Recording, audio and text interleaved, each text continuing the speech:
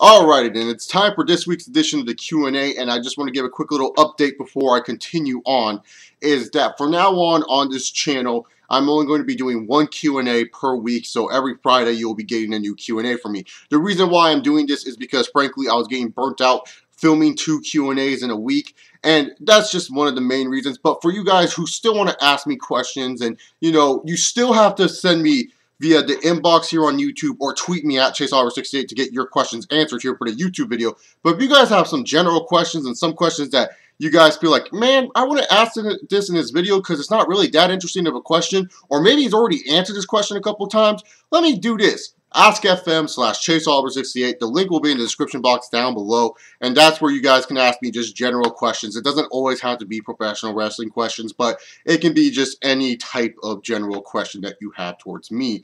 So pretty much still the same way to ask questions for these videos is the Twitter and the inbox here on YouTube. But if you guys have any other questions for me, ask FM. So I feel like that's a good way to make up for not doing 2 Q&As a week here on my channel. Anyways, guys, it is time to start off with the Q&A as Johnny Russo asks, do you agree with myself and OTR Central that The Miz can be WWE's MVP for 2015 and beyond? Now, for most valuable player in the WWE, no, I do not agree with that because, you know, even though, yes, The Miz gets featured in a lot of feuds, and yes, he's a really good heel for the WWE, he always ends up in a bad end, which means, like, he never looks good. There's always something terrible that happens to The Miz's character after every feud he's in. So it's just like, he plays such a good character, and he's strong in that department that no matter what you do with him, people are still going to boo him. But it's just like he keeps getting weaker and weaker and weaker over time. He doesn't really get those signature wins that you look at as a heel. So I don't think the most valuable player, but the most valuable piece, yeah, I could say that. So I would say the most valuable piece if you're going to use that acronym for MVP, but the most valuable player, no, man, sorry. The Shadow asks, what's your New Year's resolution? It's going to be really boring, man, but just to enjoy life and keep making it better. That's my New Year's resolution. I have it almost every year. It's just to keep making my life as better and better as the years go on. Ronan the Accuser asks, do you think an army from 300 could possibly stand a chance against John Cena? Hell no. That's a joke to John Cena. John Cena's laughing at all those Spartans going to try to charge at him with weapons. He's like, these chumps, they need weapons to beat me. All I need is this. So, yeah, John Cena has that in the back, man. Snowdrop asks, what if Tito Ortiz was the Mystery Diva instead of Eve? It'd be funny, but just saying this right now, Snowdrop, why would Tito Ortiz waste his time in the Divas division? Just saying. The Fake Garbage Man asks, is it a coincidence that Chuck Norris a red beard and a roundhouse kick, while Garbage Man has a red beard and a roundhouse kick as well?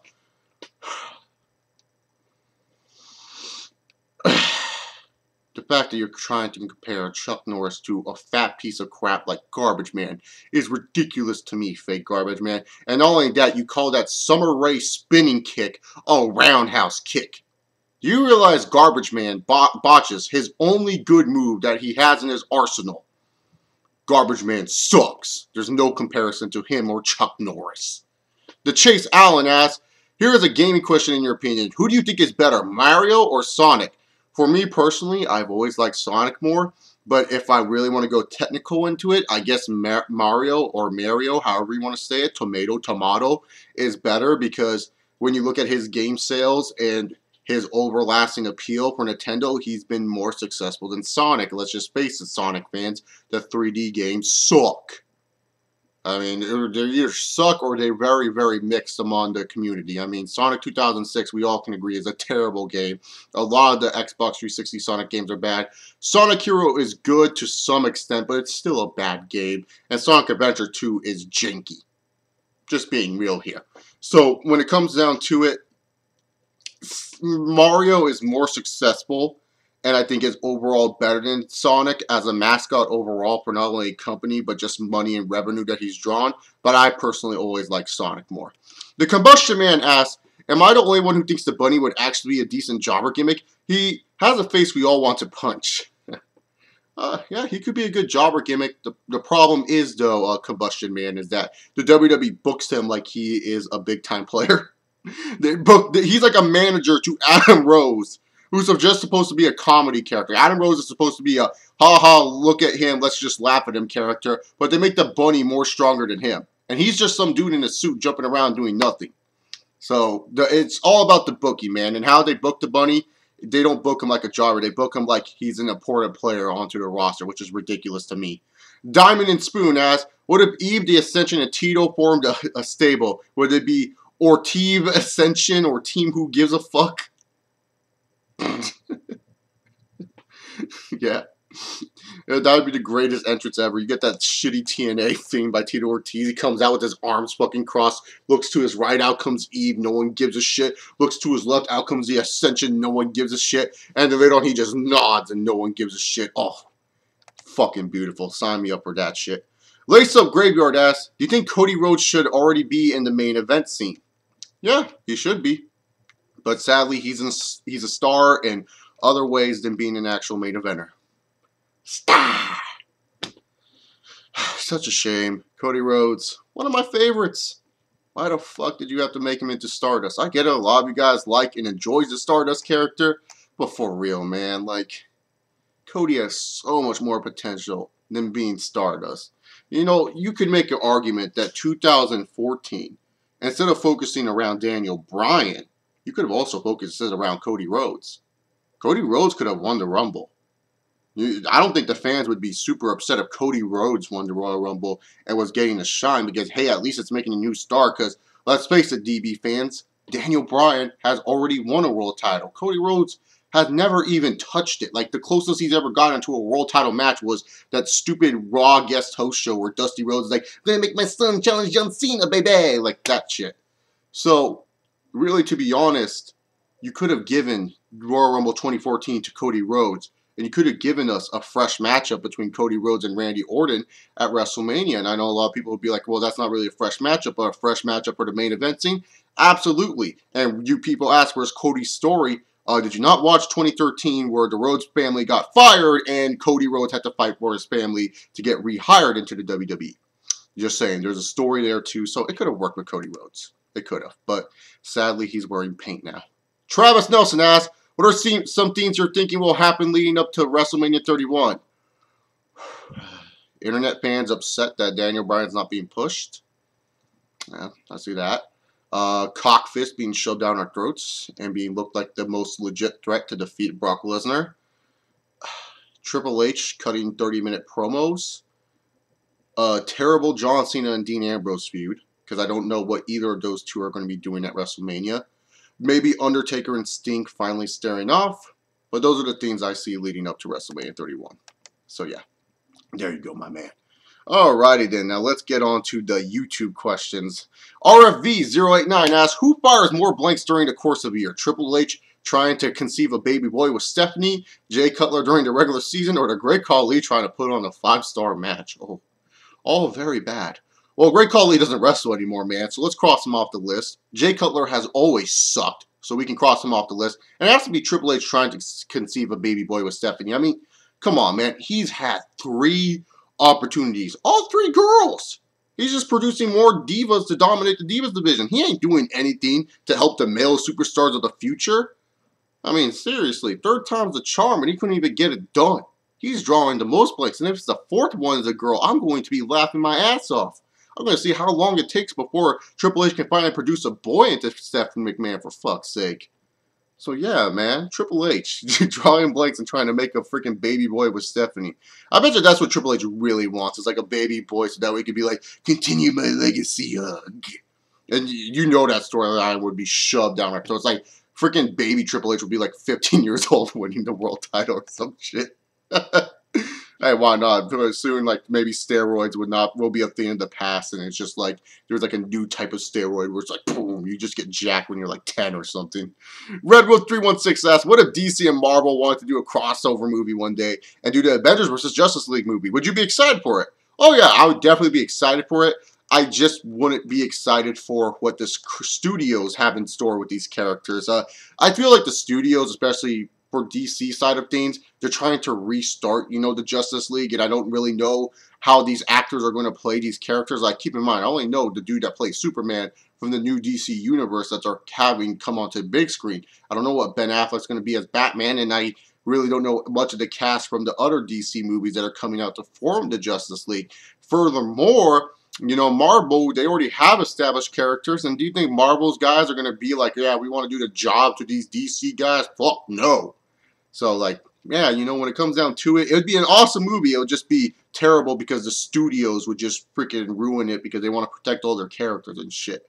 Clarkson Lopez asks, who has the best chance of winning the NBA championship this year? Fuck, dude. The NBA is so wide open this year. I would have to say OKC or San Antonio. None of the Eastern Conference teams have really impressed me. I mean, you know it's bad when the Atlanta Hawks' best shooter right now is Kyle Korver. Yeah, a lot of people watching this video don't even know who the Atlanta Hawks are or who Kyle Korver is. They're like, what the fuck? That's actually a basketball team? Kyle Korver? Watch you Google Kyle Korver and you find out it's a white dude with long hair. You're going to be like, what? Like, you're just going to freak out. By the way, Kyle Korver, he's shooting 70% true shooting. That's ridiculous. Oh, my God. Yeah, the Toronto Raptors, I like how they play, but they're all right. Wizards, still too young to me. Cleveland doesn't seem to have their shit together. The Bulls, very disappointing. D Rose just isn't the same anymore. But, you know, the Spurs and Oklahoma City, they seem to have their shit together. That's the only reason why I say those two teams. You know, the Clippers, they're still missing something. They need a new small forward. Like, unless they get a good small forward, they're not going to do shit in the playoffs. Golden State's a great regular season team, but I see them crumbling in the second round, especially if they have to face, you know, like a San Antonio or OKC. And heck, they could be facing OKC in the first round, because keep in mind, OKC could probably be the 7th or 8th seed. And Memphis, you know, they could be a threat, but I still think the lack of scoring that they have will hurt them in the long run. So I would say OKC or San Antonio. So I think it's finally time for OKC to win one. Give it to Kevin Durant and Westbrook. So yeah, be interesting. So I will say OKC at this point. Joe Juicy asks, do you think things will change with the WWE in 2015? Nope. I wish I could say yes to this question, man, but nah. Still going to be the same. Until John Cena's gone, then things won't change. I don't know, like, ask me this again around the summertime, man. Like, if the summertime hits and John Cena's not featured in the big SummerSlam match, then I'll say yes, but most likely he will be featured in the big SummerSlam match. Mr. Juicy asks, how powerful is Triple H's Golden Shovel? So powerful that, you know, it might make its debut on one of these MMORPGs one day and be the best weapon in the game. That's just the truth right there. So that's how powerful it is, man. Greg Toomer asks, what if the Breakfast Club had their own movie called Ego Trip? That'd be great. It'd be like based off The Hangover. They go on through like a fucking trip and like Sheamus gets stuck on the roof or something. It'd be fucking awesome. Yes, I would love it. Oh, yes, my favorite. The Ultimate WWE Apologist. Yes, this guy. What's your favorite of the WWE? My favorite year is every year. Oh, my favorite year in the WWE?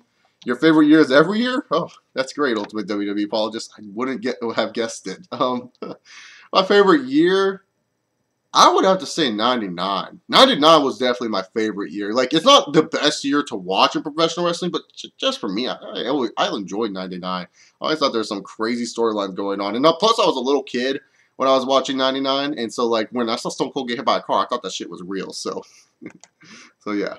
Matt Gilchie asks, have you ever played WCW versus NWO Revenge? If yes, what did you think of it?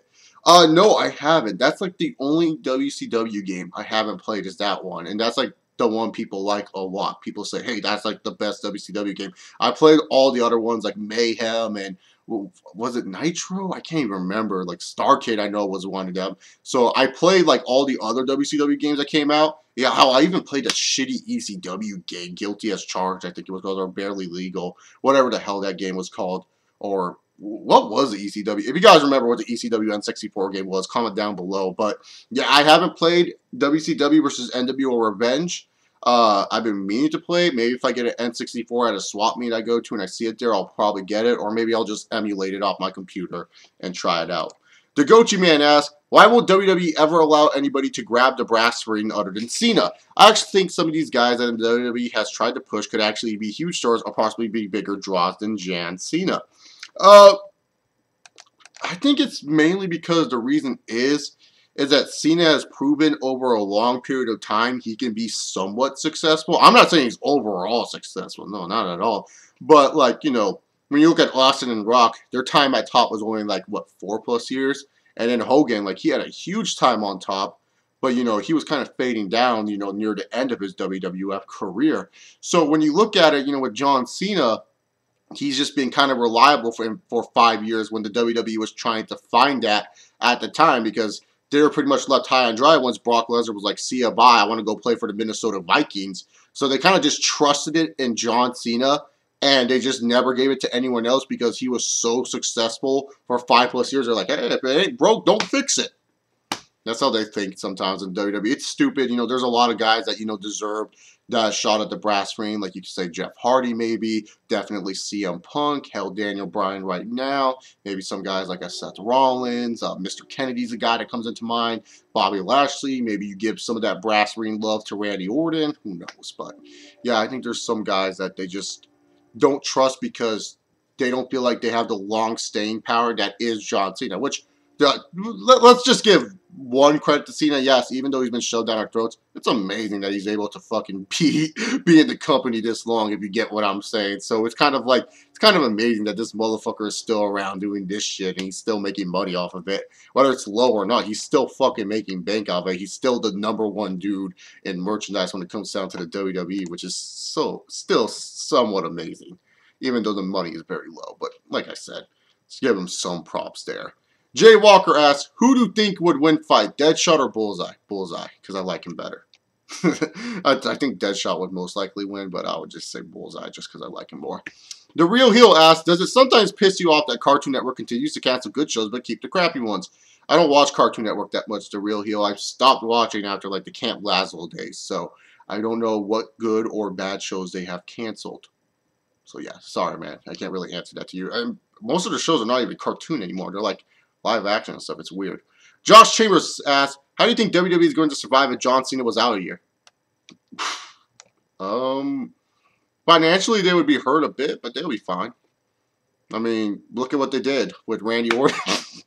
There you go. What was the year? 2000? Oh, God. So many years of random Cena injuries, but he comes back too early. 2007, was it? Where Randy Orton was champion? So look at 2007. That's what you would get. That was like 6 months of no Cena, so yeah, just look at the year 2007. They turned out well, I guess. Slapnuts 2000 asks, how disinterested for WrestleMania if Kane and Big Show are fighting for the WWE title at main event of WrestleMania 31 in a 60-minute match? Oh God, just reading that question got me disinterested in that match. Kane and fucking Big Show. How in the hell are they still wrestling today, man? Seriously, how are Kane and Big Show still in this fucking company? It's ridiculous. They should be done.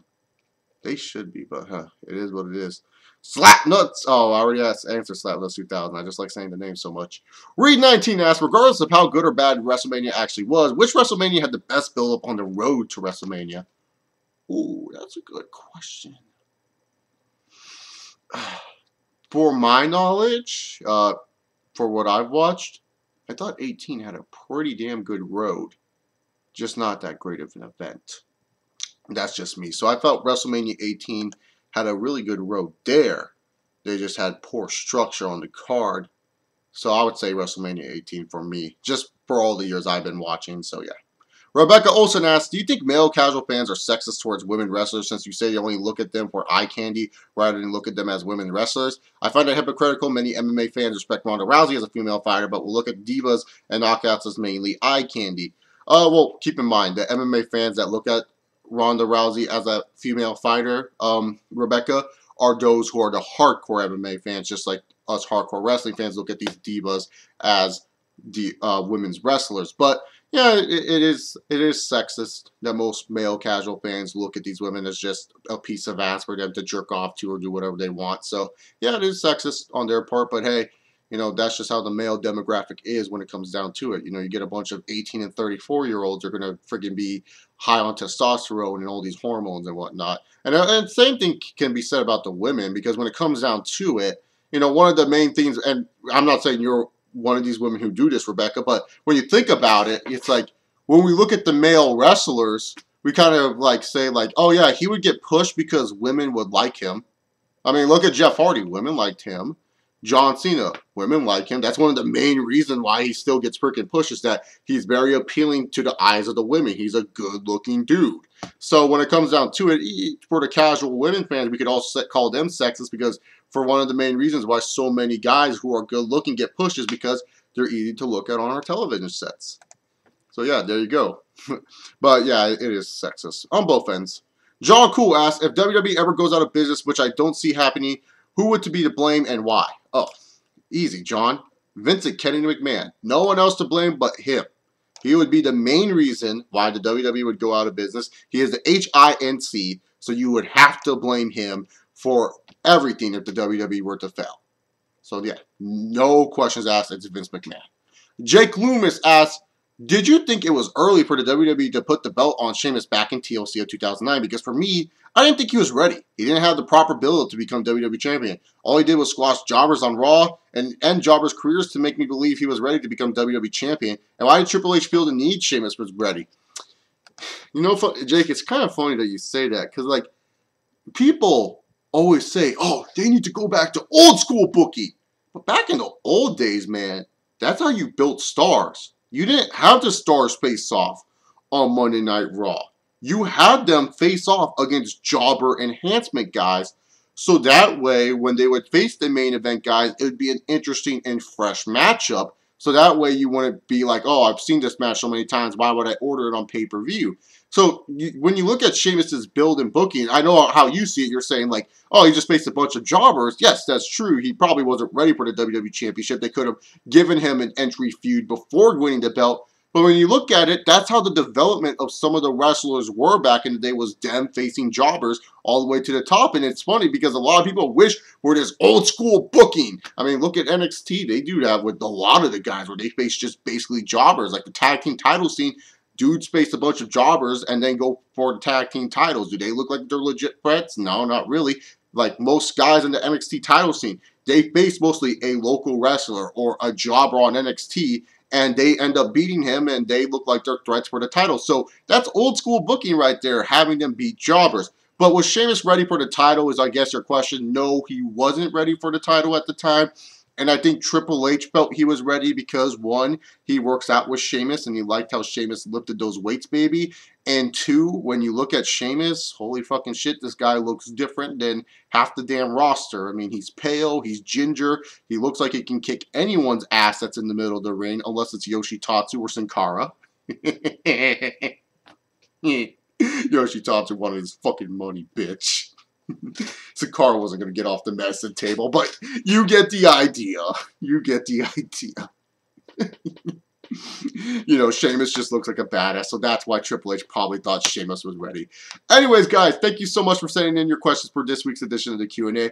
If you guys have questions for me in the next one, description box down below with all the details on how you can send in questions. And don't forget, if you have any general questions, Ask FM is always there, so that way you can send them towards me. Anyways, guys, I hope you guys enjoy your new year. I'll see you guys tomorrow with my next video in the series of who should win the Royal Rumble. So until next time, guys, peace.